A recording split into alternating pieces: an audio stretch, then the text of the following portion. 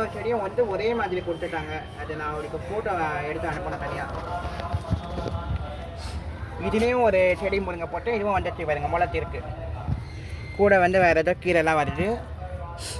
இது வந்து சங்குப்பூ செடி. இதுலேயே வந்து சங்குப்பூ செடி. இதுலேயே வந்து பருப்பு கீரைலாம் வருது. வீட்டுக்கு தேவையானதுக்கு யூஸ் பண்ணிக்கலாம். இது வந்து வேறு தண்டு கீரை வருது. இது கூட வந்து கோவக்காய் செடி படர்ந்துட்டு பாருங்கள் மேலே. கோவக்காய் செடி கொடி, அது கோவக்காய் கொடி செடி கிடையாது. மேலே இருக்க படர்ந்து நம்மளுக்கு காய் கொடுக்கும். இதுவே ஒரு இது சங்குப்பூ. இது பக்கத்தில் மாயிலை. இங்கே ஒரு மாயிலை செடி இருக்குது. இங்கே மூணுலேயே வந்து இது வந்து 7 days ரோஸ் இன்னும் மொட்டை ஏதோ வச்சு கட்டல. இதில் வந்து நடுவில் ஒரு வெண்டைக்காய் செடி இருக்குது. விதை போட்டு வந்துட்டுருக்கு பாருங்கள்.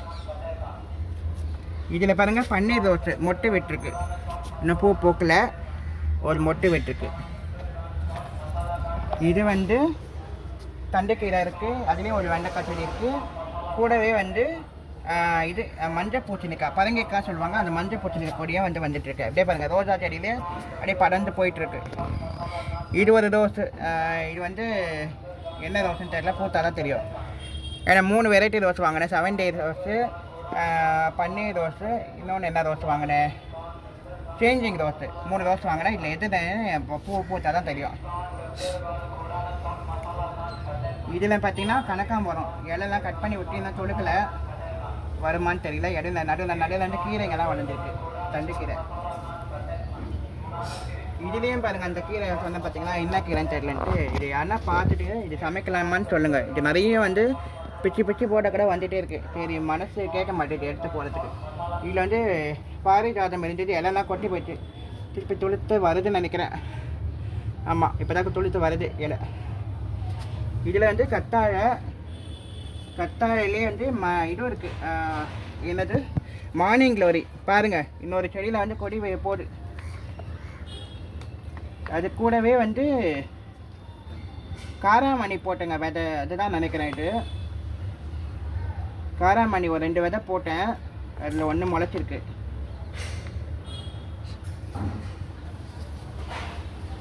இங்கேயும் பாருங்கள், அந்த கீரை தான் இருக்குது. இதுலேயும் வந்து தண்டுக்கீரை, பருப்பு கீரை ஒன்றா சேர்ந்து வந்துட்டுருக்கு. இதில் ஒரு வெண்டைக்காய், 2 பேக்கில் வெண்டைக்காய் செடி இருக்குது. இதில் வந்து புளிச்சக்கீரை ஒயிட்டு போட்டேன். ஒரே ஒரு கீரை தான் வந்திருக்கு. 2 கீரை வந்துருக்கு. புளிச்சக்கீரை ஒயிட்டு.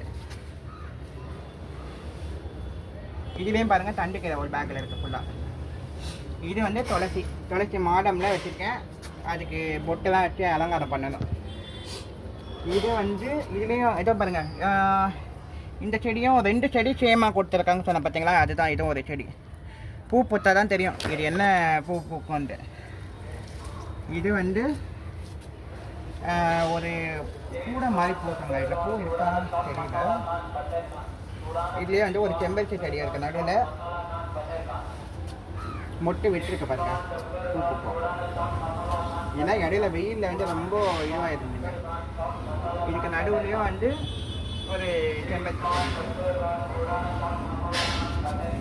இதுக்கப்புறம் வந்து அடுக்கு மல்லி. இது என்ன சொல்லுவாங்க, இருவாச்சி மல்லி சொல்லுவாங்க. இட்லி போட்டு சொல்லுவாங்க இருவாச்சி மல்லி. இது வந்து நெஞ்சாவட்டை. இதுவும் வந்து நல்லா வெயிலில் காஞ்சி போய் இப்போ தான் இலை தொழுத்து வருது. இதுதாங்க நம்ம கார்டன் டூரு. இந்த வீடியோ பிடிச்சிருந்தா லைக் பண்ணுங்கள், ஷேர் பண்ணுங்கள். மெரினா மன்னன் சேனலில் சப்ஸ்கிரைப் பண்ணிவிட்டு பாருங்கள். இன்னும் நிறைய ஒரு 6 காய்கறி விதைலாம் வாங்கி வச்சுருக்கேன். க்ரோ பேக்காக இருக்குது. ஸோ மண் எல்லாமே எடுத்துகிட்டு வந்து திருப்பி இன்னும் போடணும். ஒரு பேக்கு போட்டு நான் அதையும் தனியாக வீடியோவாக காட்டுறேன். நன்றி, வணக்கம்.